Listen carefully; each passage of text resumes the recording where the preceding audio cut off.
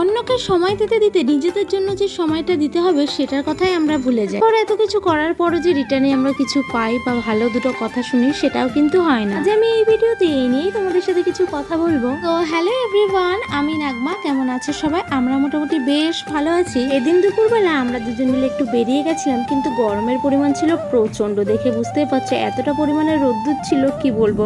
কিছুক্ষণ পর ওনাটা মাথায় দিতে আমি বাধ্য হলাম। অনেকদিন পর অনেক ভেবে চিন্তে নিজের জন্য একটু সময় বার করেছিলাম। সেদিন চলে গেছিলাম একটু পার্লারে। প্রথমে আমার হেয়ারটা ওয়াশ করে নিচ্ছে।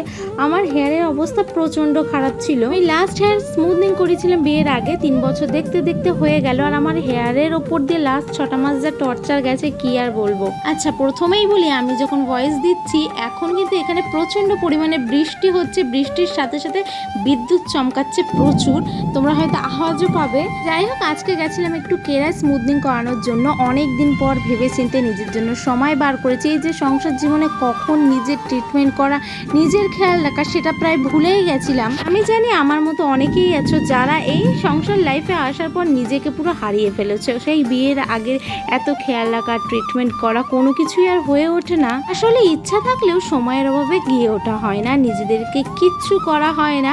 লোকেশনটা ছিল শ্যামনগর। প্রিয়াঙ্কাদির কাছে গেছিলাম। এত ভালো রিভিউ আর ওদের এত ভালো সার্ভিস। তোমরা যদি কেউ যেতে চাও অবশ্যই আমাকে কমেন্ট করো, আমি লোকেশনটা তোমাদের সঙ্গে অবশ্যই শেয়ার করে দেবো। তোমরা যদি নিজেদেরকে একটু চেঞ্জ করতে চাও, একটু ট্রিটমেন্ট করতে চাও, অবশ্যই আমি বলবো প্রিয়াঙ্কাদির কাছে অবশ্যই যেও। এত ভালো রিভিউ পাবে, ওদের ব্যবহার এত সুন্দর, বলার কিছুই নেই। ফাইনালি আমার হেয়ারটা দেখছো, মানে এটা আয়রন করার আগে, এটা জাস্ট ক্রিম অ্যাপ্লাই করার পর এতটা শাইন। এবারে আসল কথা বলি, এই যে নিজের জন্য সময় বার করেছি, নিজেকে একটু ট্রিটমেন্ট করছি, সেটা কিন্তু অনেকেরই সহ্য হবে না।